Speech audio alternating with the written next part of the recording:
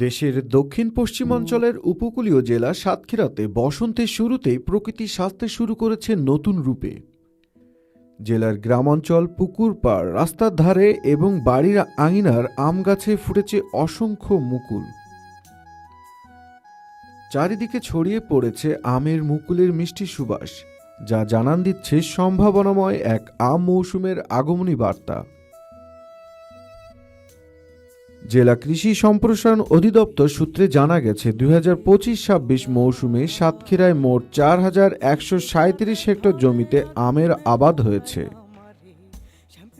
এর মধ্যে হিমসাগর, আম্রপালি, গোবিন্দভোগ, গোপালভোগ, লতা, মল্লিকা ও বোম্বাই সহ বিভিন্ন জাতের আম চাষ করা হয়েছে।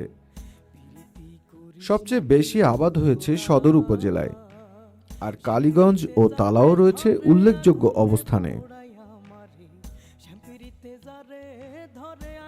গত মৌসুমে জেলায় আম উৎপাদন হয়েছিল প্রায় ৭০,৮৮০ টন।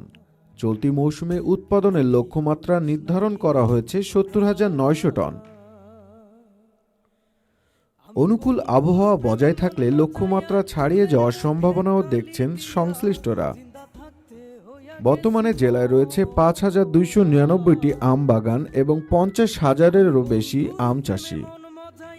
আম চাষিরা জানান, মুকুল আসার পর থেকেই বাগানের পরিচর্যা জোরদার করা হয়েছে। রোগবালাই প্রতিরোধে কৃষি বিভাগের পরামর্শ অনুযায়ী কীটনাশক প্রয়োগ এবং নিয়মিত পর্যবেক্ষণ করা হচ্ছে। আবহাওয়া অনুকূলে থাকলে এবছর ভালো ফলনের আশা করছেন তারা।